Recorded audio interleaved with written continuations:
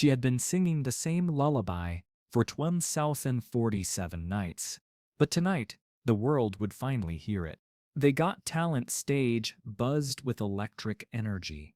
Thousands filled the red seats, their chatter creating anticipation.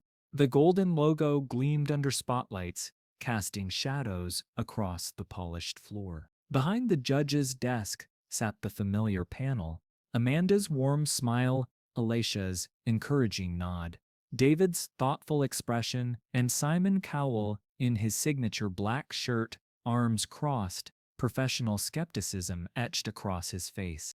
Production crew adjusted cameras and checked sound levels, ensuring every angle would capture whatever was about to unfold. This was show business at its finest, designed to manufacture dreams and sometimes crush them in 3 minutes. Next up, announced the backstage coordinator, Sarah Chen, 34, from Manchester. The audience fell silent as a petite woman walked onto the stage. She wore a simple navy dress, her black hair pulled back. There was something in her posture, quiet strength mixed with unbearable fragility. Her hands trembled as she approached center stage, and when the spotlight hit her face, the camera caught something that made even seasoned crew members pause. Her eyes held the kind of pain that no makeup could conceal. "Hello," Simon said, his voice carrying its usual blend of authority and curiosity. "What's your name?" "Sarah," she replied, her voice barely above a whisper. The microphone picked up every quiver. "Sarah Chen. And what are you going to do for us tonight, Sarah?" She took a breath that seemed to draw from somewhere deeper than her lungs. "I'm going to sing a lullaby, one I wrote for my daughter." The judges exchanged glances. Family songs were common on the show, sweet, often cloying tributes that rarely stood out. But something in Sarah's tone suggested this wasn't going to be typical. "How old is your daughter?" Amanda asked gently, sensing the weight behind the words. Sarah's lips trembled. She looked down at her hands, then back up at the judges. When she spoke, her voice cracked just slightly. "She would be 7 now. Her name is Lily." The word would hung in the air like a held breath. "Would be," Simon leaned forward, his professional mask slipping just enough to show genuine concern. "She was taken," Sarah said simply. 3 years ago, from our garden.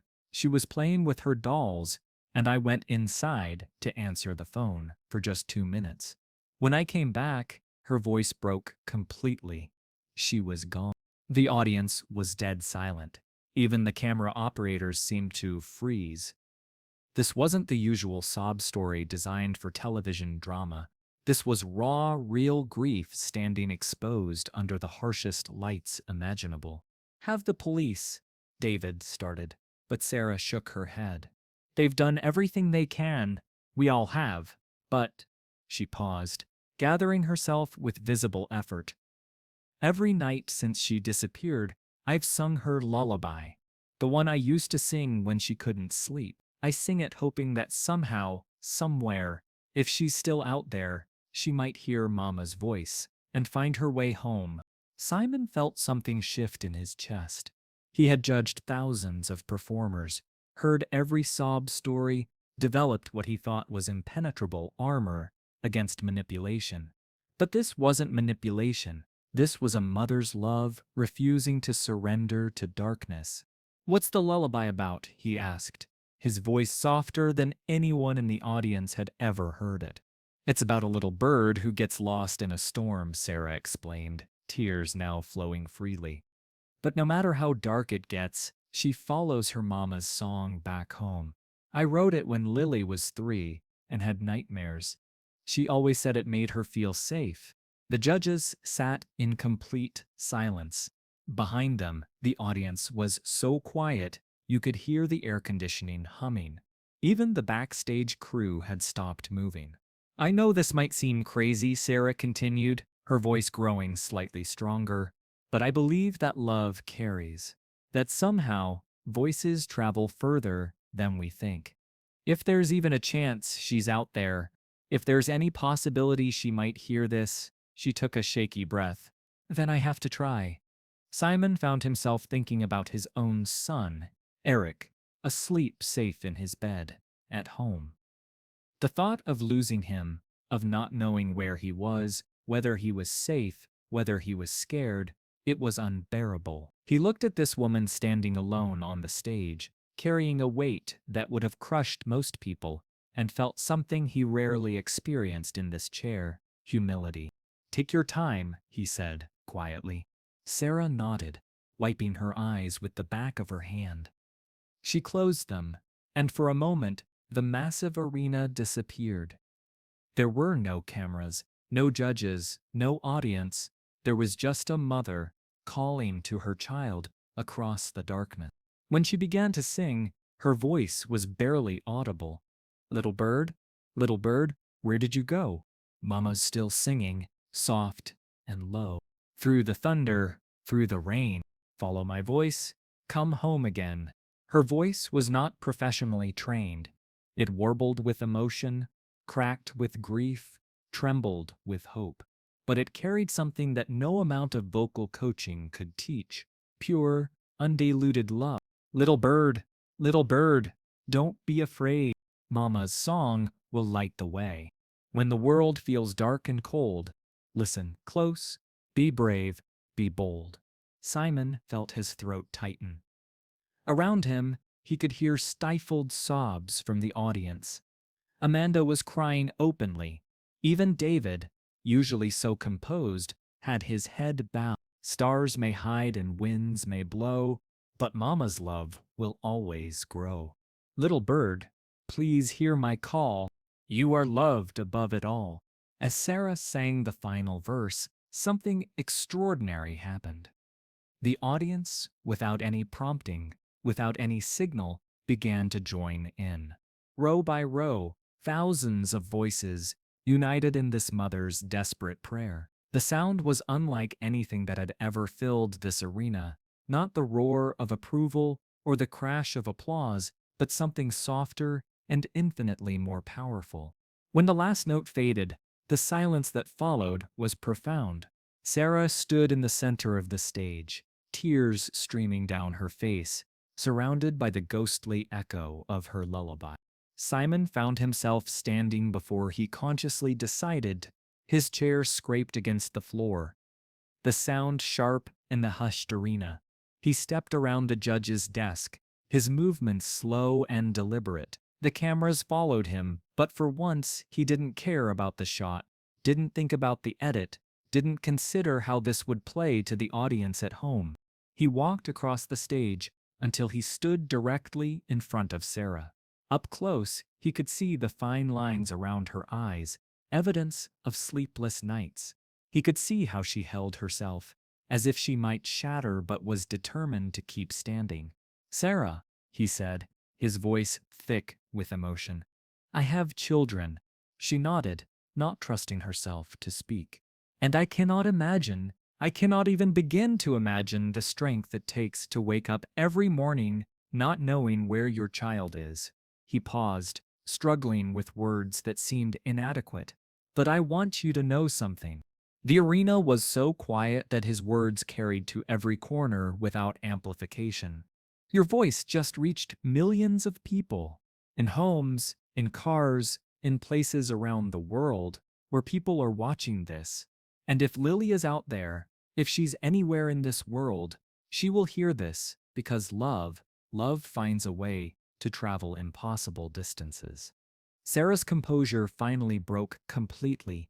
She sobbed, her whole body shaking with the force of 3 years of held-back tears. Simon didn't hesitate. He stepped forward and wrapped his arms around her. This broken mother who had somehow found the courage to sing her pain to the world. Your voice will find her, he whispered, just loud enough for the microphones to catch. Love always finds a way home. The embrace lasted only seconds, but in those seconds, something profound shifted. This wasn't about buzzers or golden buttons or advancing to the next round. This was about humanity recognizing itself, about one heart speaking to another across the artificial divide of performance and judgment. When they separated, Simon looked directly into the camera. His voice was steady, but there was something in his eyes that viewers had never seen before. A nakedness, a dropping of all pretense. If anyone watching this has any information about Lily Chen, a 4-year-old girl who disappeared from Manchester 3 years ago, please contact the authorities. But more than that, he paused, looking back at Sarah. Remember that there are people in this world carrying pain we can't imagine, showing courage we can barely comprehend. And sometimes, all they need is for someone to listen. He returned to the judge's desk, but everything had changed. This wasn't a talent competition anymore. It was a moment of grace, broadcast to millions, where the glossy veneer of entertainment had been stripped away to reveal something achingly real. "Sarah," Amanda said, her voice thick with tears, "that was the most beautiful thing I've ever heard on this stage. Not because of your voice, but because of your heart." Alessia nodded. "You've reminded all of us what love really means." David wiped his eyes. "That lullaby will stay with me forever." Simon picked up his microphone. For once, he didn't care about dramatic pauses or building suspense. "Sarah, I want you to know that what happened here tonight will be seen by people all over the world. Your message, your love for Lily, it's going to reach places you never imagined." He paused, looking at his fellow judges, then back at Sarah. "It's 4 yeses from us, but more importantly, it's hope. And hope, once it's released into the world, has a way of finding exactly where it needs to go." The audience erupted, but it wasn't the usual celebration. It was something deeper, collective acknowledgement that they had witnessed something sacred. As Sarah walked off stage, she turned back once, looking at the spot where she had sung her daughter's song to the world. That night, the Got Talent social media channels were flooded not with memes or clips, but with people sharing the video, adding their own messages of hope, their own prayers that somehow, somewhere, a little girl might find her way home. 3 days later, Simon was in his office when his assistant knocked on the door. "There's a call for you," she said quietly. "It's about the mother who sang the lullaby." Simon's hand trembled slightly as he picked up the phone. "Simon Cowell." "Mr. Cowell, this is Detective Inspector Mills from Greater Manchester Police. I wanted to let you know that we've received over 500 new tips since the show aired. We're following up on every single one." Simon closed his eyes. "And Sarah? She wanted me to tell you something. She said to say that no matter what happens, singing that song on your stage was the first time in 3 years that she felt like she wasn't alone." Simon felt a tightness in his chest. "Inspector, I need to ask you something. In all your years of experience, when a case goes this long—" "Mr. Cowell," the detective interrupted gently, "I've been doing this for 23 years. I've seen cases that seemed hopeless suddenly break open because of one tip, one witness who finally came forward. What happened on your show that reached that emotional connection, it's exactly what can shake loose information people have been carrying for years." After ending the call, Simon found himself unable to concentrate on the usual business of television production. Scripts and contracts lay scattered across his desk, but his mind kept returning to Sarah's face, to the way she had stood so alone on that vast stage, offering up her most precious possession, her love for her daughter, to a world that had already taken so much from her. He called his driver and asked to be taken to Manchester. It was a 2-hour journey, and he spent most of it staring out the window, watching English countryside blur past. He wasn't sure why he was making this trip. There were no cameras, no production value. This was something else entirely. Sarah's neighborhood was modest. Terraced houses with small gardens, children's bicycles against gates. Ordinary family life. Her house stood out for its stillness. Where other gardens showed active family life, toys scattered, washing on lines, hers was maintained, but eerily quiet. She answered the door, wearing the same navy blue dress from the show, though it looked different, somehow, in the natural light of her doorway. Her eyes widened when she saw him. Mr. Cowell? How did you? I hope you don't mind, Simon said, suddenly feeling awkward. I just wanted to check on you, to see how you were doing. She invited him in, and he found himself in a living room that was both heartbreaking and beautiful. The walls were covered with photographs of Lily, a laughing toddler with bright eyes and pigtails, building sand castles, opening Christmas presents, asleep in her mother's arms. But it wasn't a shrine to tragedy. It was a celebration of a life that was vibrant and real. I've had to change my phone number twice since the show aired, Sarah said, making tea with steadier hands than on stage. The response has been overwhelming. People from all over the world sending prayers, sharing stories of loss and hope. Any leads? Simon asked gently. A few promising ones. The police are being very thorough. She sat across from him, cradling her mug like it was something precious. But even if, nothing comes of this, what happened that night changed something in me. For 3 years I've been shouting into the darkness, and for the first time I heard an echo back. Simon found himself thinking about his own relationship with fame, with the platform he'd been given. How many times had he used it for entertainment, for spectacle, for the thrill of the moment? And here was a woman who had used it for something infinitely more important, for love, for hope, for the chance that her voice might bridge an impossible distance.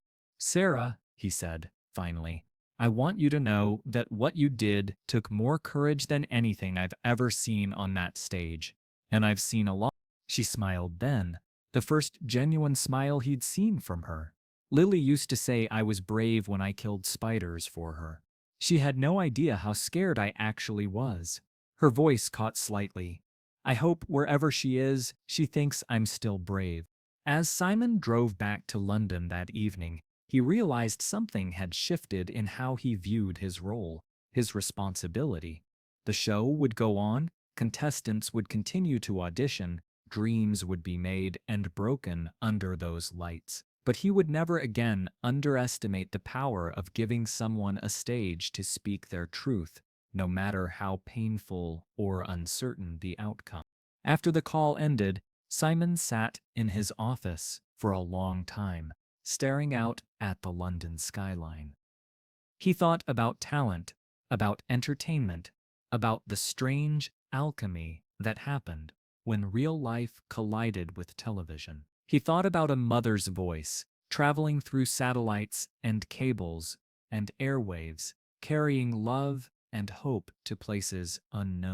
Sometimes he realized the most powerful performances weren't about hitting the right notes or nailing the choreography. Sometimes they were simply about having the courage to stand up and let your heart speak, no matter how broken it might be. That night, millions of parents worldwide held their children tighter, sang lullabies softer, and remembered that love, once released into the universe, never disappears. And somewhere in the darkness, perhaps a small voice was listening, following her mama's song, finding her way home.